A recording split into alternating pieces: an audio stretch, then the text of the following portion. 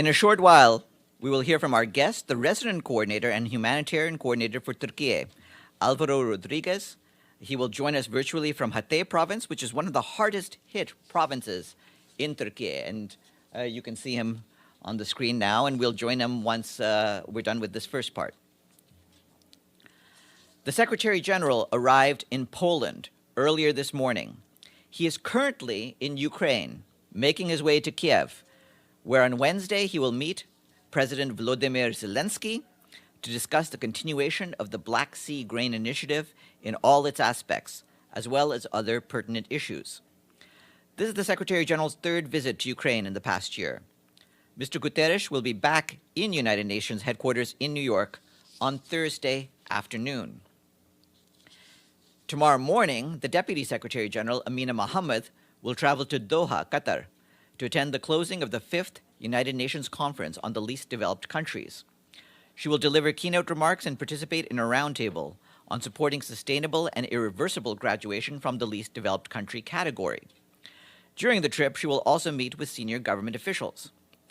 On Sunday, the 12th of March, she will travel to Beirut, Lebanon, to attend the 9th session of the Arab Regional Forum for Sustainable Development and meet with senior government officials, UN resident coordinators in the Arab region, senior regional UN officials, and other stakeholders. The Deputy Secretary General will return to New York on Wednesday. And speaking of the least developed countries, in Doha at the 5th Conference on the Least Developed Countries, also known as LDC 5, the Secretary General of the conference, Rabab Fatima, addressed the closing of the LDC 5 Private Sector Forum. She reinforced the need for investment and partnerships in the least developed countries and welcomed announcements, including initiatives to increase access to sustainable energy in LDCs, help expand internet access and usage in LDCs, address some of the root causes of climate change, and boost the tourism industry.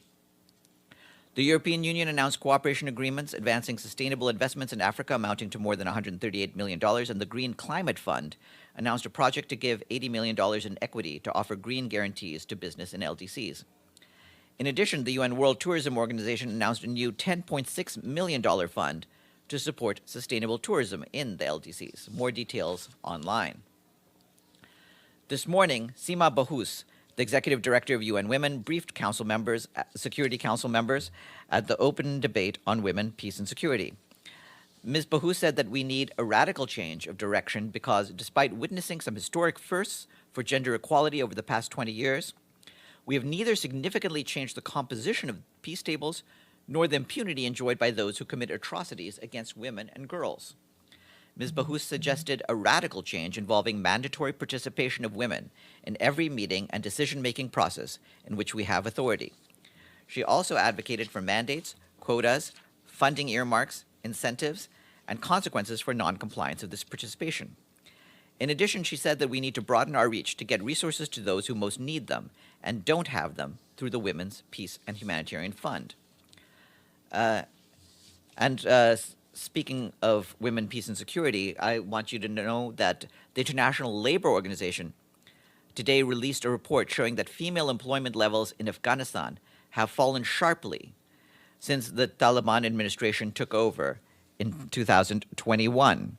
According to the ILO, in the fourth quarter of 2022, female employment is estimated to have been 25% lower than in the second quarter of 2021 before the crisis.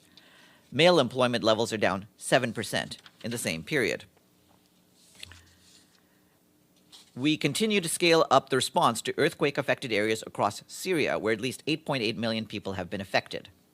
Today, 34 truckloads of aid from the International Organization for Migration, the UN Refugee Agency, the World Health Organization, and the World Food Program crossed into northwest Syria. Since February 9th, a total of 617 trucks have crossed the 3 border crossings. The UN has also so far completed 19 cross-border missions to northwest Syria since the first interagency visit to Idlib on February 14th. Yesterday, a UN delegation comprising representatives from the Office for the Coordination of Humanitarian Affairs, UNICEF, WHO, the UN Population Fund, and IOM met with local authorities at the Bab el-Salama border crossing to discuss the most prominent needs in the area. They also visited the town of Guterres to conduct water, sanitation, and hygiene and health assessments for the newly established reception and collective centers. Turning to the Democratic Republic of the Congo, our peacekeeping mission, MONUSCO, indicated that fighting between the Congolese army and the M23 armed group continues in North Kivu province despite the ceasefire that came into effect today, in compliance with the recent decisions of the African Union Peace and Security Council in Addis Ababa. Clashes were also reported yesterday in parts of Rutshuru and Masisi territories and in the town of Sake. The Secretary General reiterates his call on the M23 to respect the ceasefire, to create conditions for its full and effective withdrawal from all occupied areas in Eastern Democratic Republic of the Congo. He condemns all violence against civilians and renews his call on all Congolese and foreign armed groups to lay down their weapons and disarm unconditionally. The Undersecretary General for Operational Support, Atul Khare, has concluded a 2-day visit to the UN Interim Security Force for Abyei. He traveled there to assess the progress made on the troops' transition from a single-country mission to a multinational peacekeeping mission. Mr. Khare visited the Vietnamese and Indian contingents and commended the transition in the past few months of nearly 5,000 troops from Ethiopia who've returned home safely, and their replacement by contingents from various countries and the arrival of their contingent-owned equipment. Moving to southern Africa, we continue to follow tropical cyclone Freddy, which approached the southwestern coast of Madagascar 2 days ago. The cyclone brought heavy rains to the city of Toliara and surrounding areas, which left at least 4 people dead, more than 13,000 people displaced, and 3,800 houses flooded or damaged. According to the World Meteorological Organization, the cyclone is on track to break the record as the longest-lasting tropical cyclone on record. Freddy made the first landfall on the eastern coast of Madagascar on the 21st of February. At least 226,000 people were impacted, including 148,000 who need humanitarian assistance, according to the government and humanitarian partners. We're working with our partners and authorities to help affected people in the southwestern areas of Madagascar. UNICEF is helping to open temporary accommodation sites and provide materials to supply drinking water, vaccines, and food for malnourished children. The World Food Program is providing food. In the southeastern part of the country, we and our partners are continuing to assist those hit by Freddy's first landfall. At least 74,000 people are receiving food assistance, shelter, and kitchen kits for 13,000 households. And about 4,000 women and girls have received dignity kits. In the days ahead, we will be closely watching Mozambique, where Freddy is due to make a second landfall later this week as a tropical cyclone. Turning to Somalia, our humanitarian colleagues tell us that fighting in the city of Las Kanud in Sul region is entering its 5th week. According to local authorities, more than 2,000 people have fled their homes. The UN Human Rights Office says at least 80 people died and hundreds have been injured. Our humanitarian partners tell us that all the 39 schools in Las Kanud have closed, as well as 12 other schools outside the town. More than 25,000 school-aged children have been affected as a result. Commodity prices are rising due to disruptions in transport. Nearly 214,000 people in Sul region, 43% of the population, are currently experiencing crisis or worse levels of acute food insecurity. Humanitarian workers continue to step up the response in the areas they can access. The humanitarian coordinator, Adam Abdulmullah, has released $2 million from the Somalia Humanitarian Fund for life-saving interventions. Priority needs include food, shelter, medical supplies, and clean water. Turning to Mongolia, the UN and our humanitarian partners are appealing for an additional $3.5 million to support national efforts to prevent the country's humanitarian situation from getting worse. A new response plan released today aims to reach some 53,000 people in communities hardest hit by extreme weather over the past year. These people have been affected by Zud, a severe winter weather phenomenon unique to Mongolia that follows a summer drought. It leads to large numbers of livestock either starving or freezing to death. Since October, UN agencies and NGOs in the country have been working with the government on the early response. About $1.7 million in funding has been received since the start of this year. The UN resident coordinator for Mongolia, Tapan Mishra, called for constant monitoring of the situation and broad humanitarian assistance to prevent a major catastrophe.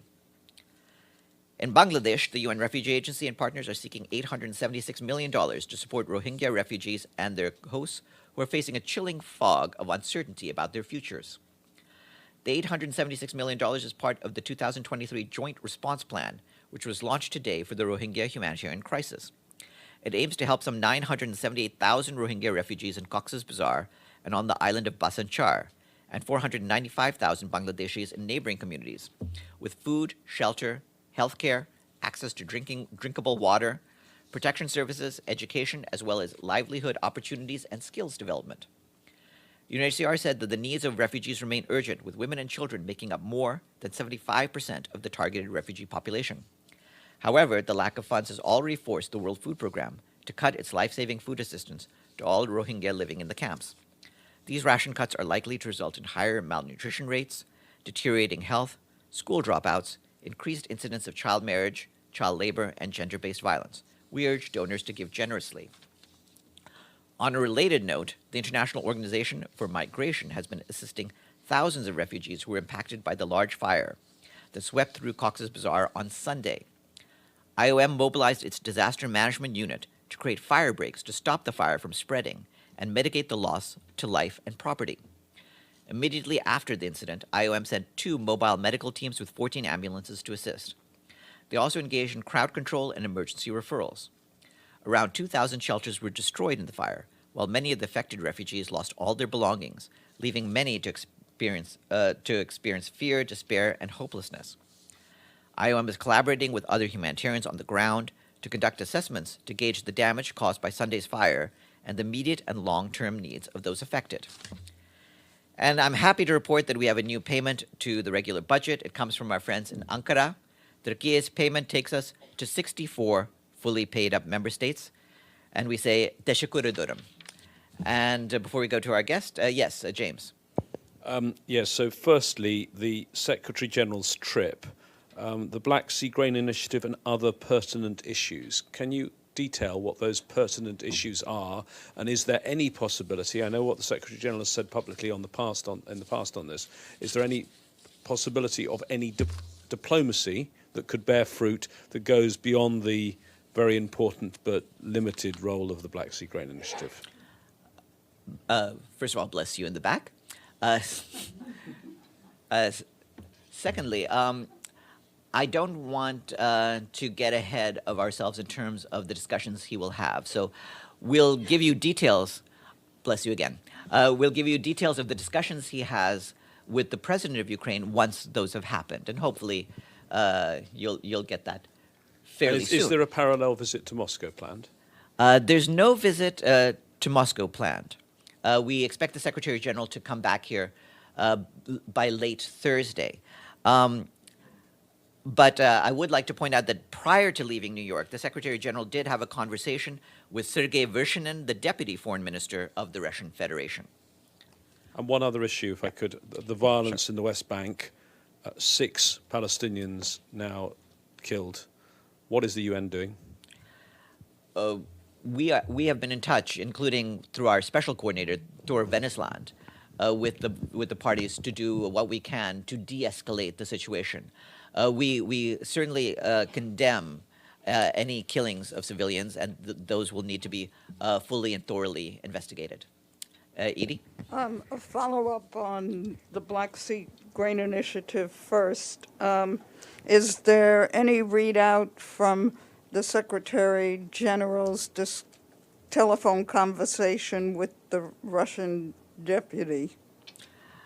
No, nothing to say about that. The Secretary General also made clear in his conversations that he would be traveling to Ukraine, but this is part of the continuing effort by the Secretary General to reach out to both sides, and we'll see what progress we can make on the concerns that we have. The Turkish foreign minister indicated that negotiations were difficult and had a serious point. How would you describe the situation currently and the prospects for renewing the initiative? Well, I think it's best at this point to, if I choose not to describe the situation one way or the other. I think we are engaged in serious discussions and will continue to do so. It's very clear to us the benefits the Black Sea Grain Initiative has had for Ukraine, for the Russian Federation and for the wider world. And I think it should be clear to all participants the advantages, the very real advantages in continuing this initiative. Two other questions, quickly. All right, and then we'll go. Has Lebanon paid its dues? The government in Lebanon said that it had paid its UN dues, and that makes it eligible to vote in the GA. At this stage, we can't announce its eligibility. Hopefully, if they're making the sufficient contributions, that will become clear in the coming days. But we'll check with our contribution section whether they have received a sufficient amount in order to fall below the Article 19 threshold. I have one more question. Go Yeah, ahead. but let's go to other people now. Yes, Abdelhamid, and then I'll go to you. Thank you, Farhan. Follow up to James' question. Could you tell me one thing that Israel had did to de-escalate from the day the presidential statement was issued until this moment? What did Tor Winsland talk to them, and what did they promise them to de-escalate? One example, or I need one example. I'm not going to engage in polemics with you, Abdelhamid. Why? No, it's. I need a question. I need Well, an answer. first of all, because I care very much about the fate of the people on the ground, and polemics here don't help them. It's very clear. We concentrate on making sure that the lives of people who are in the balance are protected as much as they can be. And that is the purpose of these discussions. And yes, we believe that they have positive contributions on the ground, otherwise we wouldn't do them. And you'll just have to trust me on that. So 6 people killed this morning, that their lives do not worth a tweet from Mr. Tor Winsland to say, I am concerned about this, what happened? We're concerned about all killings. We report on all of them. And as I just pointed out to James, we condemn the killing of civilians and ask for them to be fully and thoroughly investigated. I have a second question. Sure. On Syria. Last night, Israeli bombed the airport of Aleppo. It's closed now. It's out of service. Do you have any statement? This is a sovereign state. It has been attacked by another state, who both members of the United Nations, and both the UN recognize their sovereignty. Yeah. Yes. Why is that? Why there is no statement from the UN? What I can tell you is that the Secretary General is concerned about the reported strikes on Aleppo International Airport on the 7th of March, which resulted in material damage and airport closure. He reminds all concerned that directing attacks against civilians and civilian infrastructure is strictly prohibited under international humanitarian law. Humanitarian access across Syria, especially in the wake of the devastating earthquakes, must be protected and expanded, not threatened. The Secretary General further cautions that any miscalculation could lead to broader conflict in an already volatile region. He calls on all concerned to exercise utmost restraint and avoid further escalation. Ibtisam. Thank you, Farhan. I have a follow-up on Hamid's question regarding Mr. Winsland's and whether he visited actually any of the families, the victims of violence of settlers, whether in Hawara or in other places. Because as far as I can remember, we were here at least a year ago when it came to Sheikh Jarrah, and that question was back then also raised. And if I'm not mistaken, and please correct me, he never visited actually the families, in opposed to other UN envoys in other areas where they do engage with local communities. So the question, if he did, and if not, why not? I believe that he has made, he and other officials in UNSCO have made visits in the past. He has not made any visits to Hawara, and I'm not aware of any by the Special Coordinator's Office at this point. But they are considering what can be done to help the situation, and we'll see whether there can be anything further down the line. Yes, please. Thank you, Farhan. Can you confirm that the new round of talks between the Yemeni government and Houthis regarding the prisoners and detainees will be held in Geneva on March 11? At this stage, I don't believe I have anything to announce, but we are in touch with the parties, and we'll see whether there can be anything further. But at this stage, I don't have an announcement to make.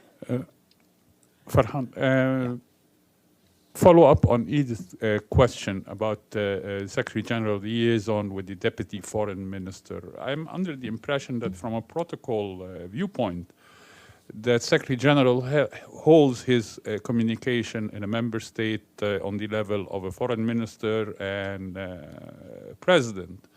Why is the reason that the Secretary General are engaging on a lesser level in the Ministry of Foreign Affairs in Russia? Thank you. This was the arrangement that we made in the time frame that we have. He, of course, is willing and open to meet with other officials as the opportunities arise. Stefano?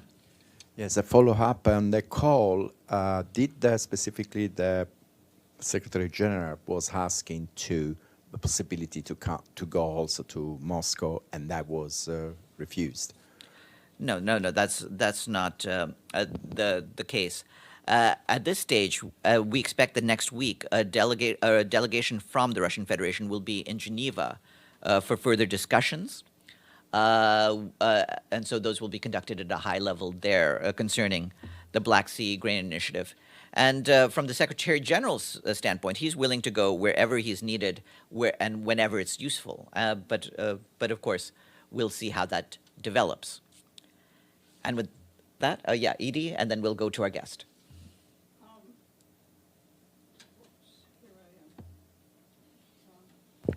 Thank you, Farhan. On North Korea, the influential sister of North Korea's leader warned today that the DPRK is ready to take, and I quote, quick, overwhelming action, close quote, against the United States and South Korea after the U.S. flew a nuclear-capable bomber over the Korean Peninsula. Does the Secretary General have any comment? We want everyone to avoid any sort of rhetoric that could exacerbate tensions on the peninsula.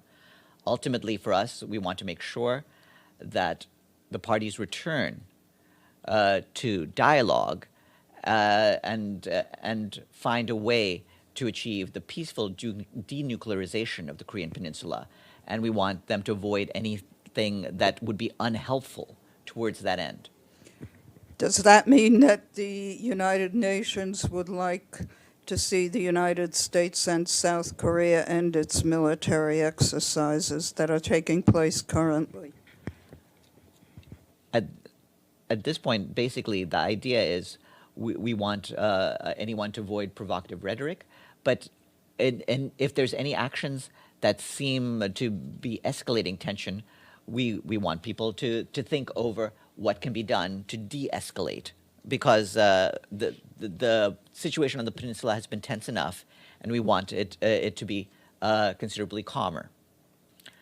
And with that, now let me turn to Alvaro Rodriguez. He'd been on